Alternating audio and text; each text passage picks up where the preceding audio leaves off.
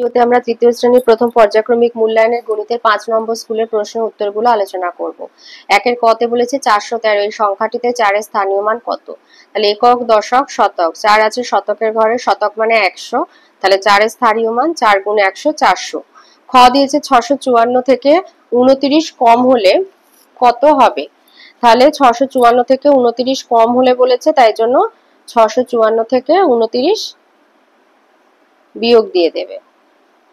তাহলে 4টাকে 14 ধরবে, 5 ঘাটে 14, হাতে 1 আছে, 2 এর সাথে 1 যোগ করবে 3, 5 থেকে 3 বিয়োগ হলে 2, 6। তাহলে কত হবে? 625 হবে। গ দিয়েছে একই অঙ্কের সংখ্যাগুলিকে ছোট থেকে এক অঙ্কের সংখ্যাগুলিকে খুঁজে ছোট থেকে বড় সাজাও। তাহলে সবার ছোট এক অঙ্কের সংখ্যাগুলো শুধু বলেছে 6, তার থেকে বড় 7, তার থেকে বড় 8। এই যে 6, 7, 8 এক অঙ্কের সংখ্যাগুলিকে খুঁজে ছোট থেকে বড় সাজাতে বলেছে। গ দিয়েছে একটা মাকড়সার 8টি পা, 21টা মাকড়সার 21 আর 8 গুণ করে দেবে, 8 একে 8, 8 দুগুণে 16, 168টি পা।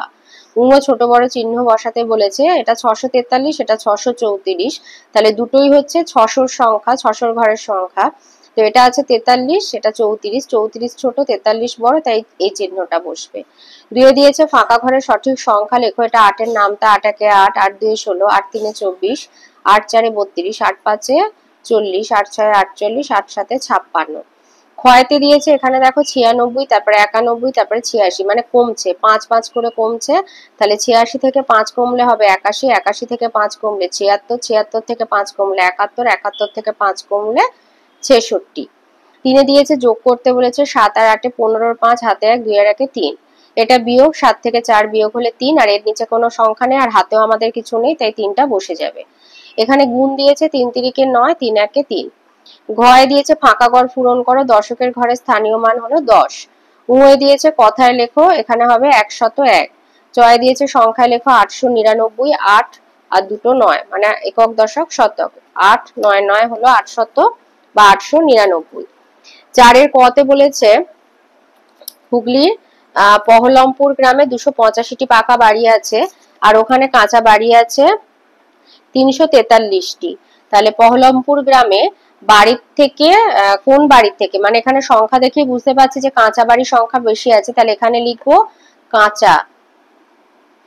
কাঁচা বাড়ির থেকে পাকা বাড়ি এবার কতগুলো বেশি আছে, কত বেশি কত কম বলে বিয়োগ হয়, তাই 343 থেকে 285 বিয়োগ দেব। 343টি থেকে 285টি বিয়োগ দেব। তাহলে এটাকে 13 ধরবে, 5 এর পরে 8 ঘাটে হয় 13, 3টাকে 13 ধরলে হাতে আছে 1, 8 আর 1 যোগ করবে, 8 আর 1 হয় 9, এটাকে 14 ধরবে, 5 ঘাটে 14, হাতে 1, 2 আর হাতের একটা 2 এর সাথে যোগ করবে 3, আর উপরেও 3 আছে, মিলে যাবে, তাহলে 58টি। তাহলে উত্তর কি লিখবে? 58টি বেশি আছে। খ দিয়েছে কাশিম চাচা পানের বরজ থেকে 600টি পান তুলেছেন, 308টা পান দোকানিকে দিয়েছেন, এখন কাশিম চাচার কাছে কটি পান রইল? আচ্ছা, এখানে উত্তরটা লিখে দেবে যে কাঁচা বাড়ি 58টি বেশি আছে।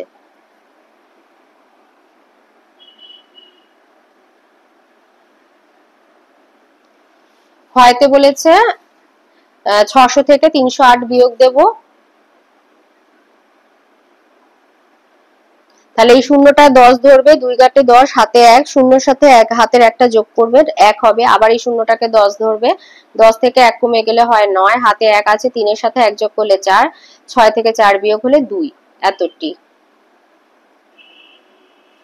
তাহলে এখন কাশিম চাচার কাছে 292টি পান রইল।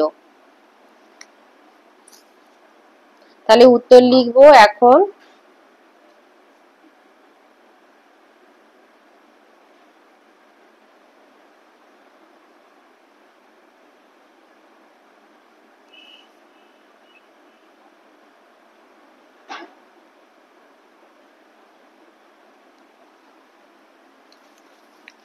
গ দিয়েছে মিহির বাজারে গিয়ে 160 টাকা চাল, 35 টাকা চিনি, 8 টাকা নুন কিনেছে, সে মোট কত টাকা জিনিস কিনেছে? তাহলে এই জিনিসগুলো আমরা যোগ করব, 160 টাকা, 35 টাকা আর 8 টাকা। এইভাবে আমরা সাজিয়ে নেবো। তাহলে 8 আর 5 13 3, হাতে রইল 1, 6 আর 3 9, 1 10 0, হাতে 1 2। তাহলে উত্তর লিখবো যে বলেছে সে মোট কত টাকার জিনিস কিনেছে। তাহলে উত্তর সে মোট 203 টাকার জিনিস কিনেছে।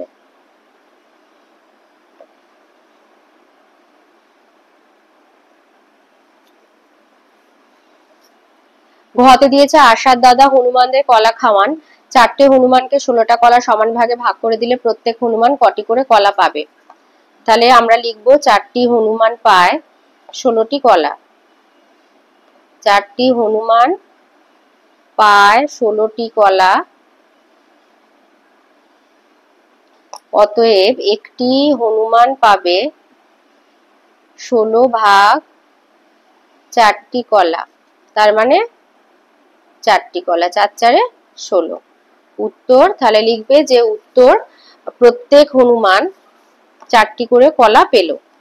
5 আচ্ছা এখানে লিখে দিই, প্রত্যেক হনুমান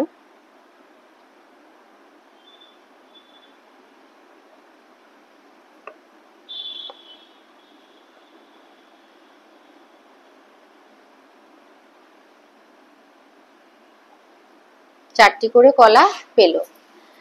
5 দিয়েছে প্রদত্ত অঙ্কগুলি দিয়ে 3 অঙ্কে 4টে সংখ্যা লিখতে বলেছে 1 2 3 দিয়ে, তো 123 132 321 231।